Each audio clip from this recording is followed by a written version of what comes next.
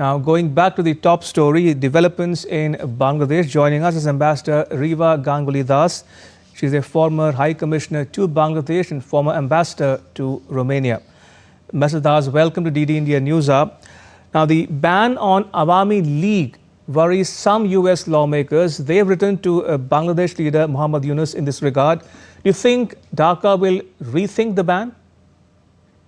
Well, my view is that Dhaka is very unlikely to rethink the ban. In fact, I think the press secretary to Muhammad Yunus has just a few hours back probably given a press conference where he has said that he in fact said that he, from what I remember, that he hasn't even seen that letter and that it's Awami League will not be allowed to take part in the elections. So I don't, it seems a little unlikely at this stage. Okay. On the other hand, Ambassador, the Russian envoy to Bangladesh held a press conference in Dhaka a few days ago.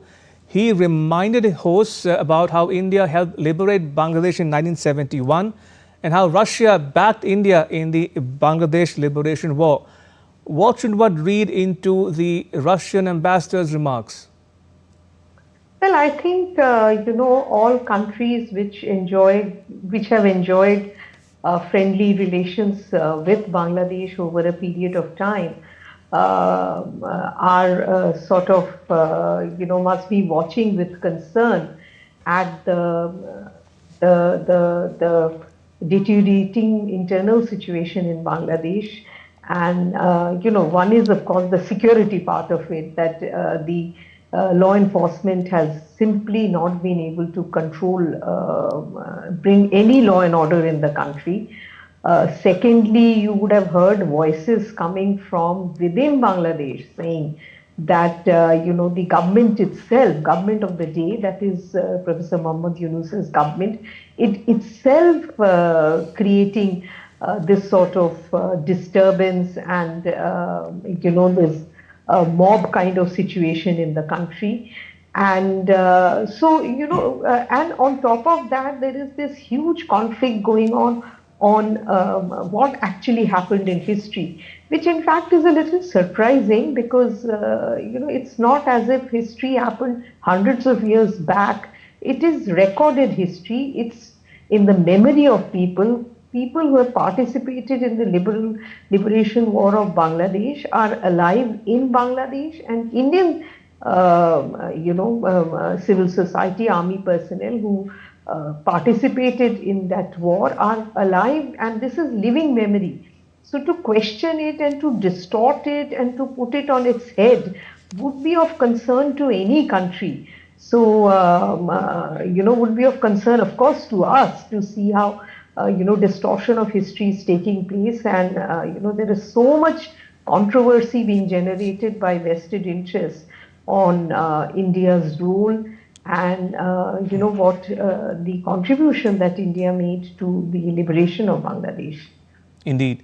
Ambassador, the slain Osman Hadi's brother in the last several hours has made a number of allegations. One, he says, my brother was killed by those in power, and two, he was killed to derail the election. Do you buy the allegations? Well, I think even before Osman Hadi was assassinated, it was quite evident that government was in no position to bring any semblance of order in the country. It was everybody stressed repeatedly that the onus is on the Yunus government to conduct free and fair election, and that was really the purpose for which they had come to power. And so it was, some degree of violence was expected, because since August 5, law and order has not improved one bit. In fact, it has constantly deteriorated, and mobs are attacking houses, they're attacking institutions, they are forcing people to resign, and no action is being taken against them. The impunity with which they are going around doing these things is not, it's so, by that logic, it was not surprising that this sort of a thing would happen. And definitely there are people in Bangladesh, there are, the Jamaat-e-Islami is now enjoying enormous amount of power. I think since the independence of Bangladesh, Jamaat has never ever been so much in control of institutions, of administration, of police, of every branch of the government. So if they are enjoying power without having fought an election, why wouldn't they want to prolong their own, enjoyment of this power? Because an election definitely means that there is no guarantee that they will, how they're going to perform. And it is widely believed that, if there is a free, fair, open election, and inclusive election, Jamaat is not likely to come anywhere near the second position also. So are you thereby implying, Ambassador, that the election may not be held as planned? See, it's a very tough question because I think it is in everybody's interest, and even there are many sensible people in Bangladesh who are all saying that election is necessary, not only for the, to bring about some semblance of political stability, but also for the economy. Bangladesh economy is spiraling down. People are being pushed under the poverty line. Growth prospects are very poor. No investment has taken place. Either even their own companies are fearful of investing domestically, so leave aside foreign investment. So altogether, it's a very dire situation from which election seems to be the only way out. So government will have to make extra effort to conduct elections, to bring back some faith of the people in the government itself. And talking of elections, Ambassador, how do you view the return of Khalida Zia's son, Tariq Rahman, from exile? Well, I think it's politically a very important development that is happening. He's expected to arrive in Dhaka tomorrow. We will see what kind of, crowds turn up. I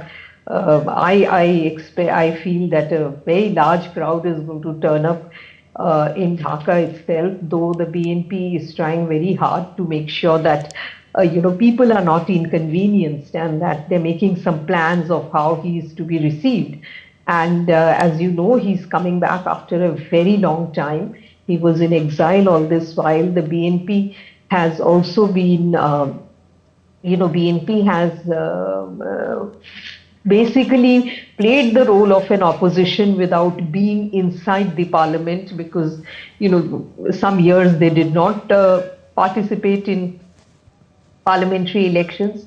So as things stands now, in the absence of Awami League in the political arena, BNP is the largest party. They have good, they're very strong in all over the country. They are a cadre-based party. They have grassroots levels workers. They have had a lot of problems over the last 1.5 years since August 5 in terms of trying to control their cadres. There have been accusations against the BNP, but I think Tariq Rahman coming back is going to be very, very politically, turning point in a sense in this whole process. Right, and looking at it from an Indian perspective, Ambassadors, what lessons can and should New Delhi draw from the events that unfolded in Bangladesh leading up to Sheikh Hasina's ouster and afterwards? Well, I think it's still a little early to reflect back. We've always, as far as India is concerned, since the birth of Bangladesh in 1971, we have always extended our hand of friendship. We have always, believed that their prosperity, their growth, their political stability is in the interest of India-Bangladesh relation and the entire region. So we've always been interested in seeing a friendly neighbor which is, which prospers, which is economically prosperous, which is, which goes through a stable political process.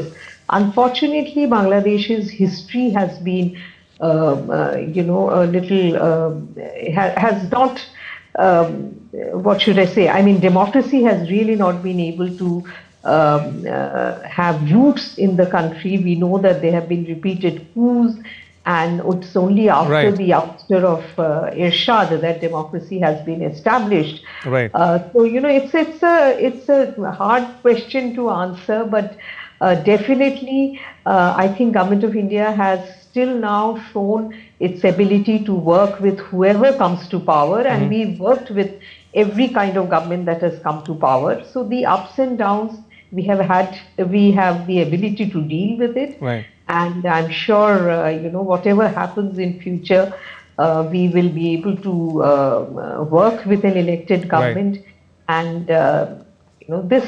this situation will pass. I hope sooner than later. All right, we'll leave it there. Ambassador Riva Ganguly Das, thank you for joining us and sharing your insights with our viewers at home and abroad. Thank you for your time. Yes.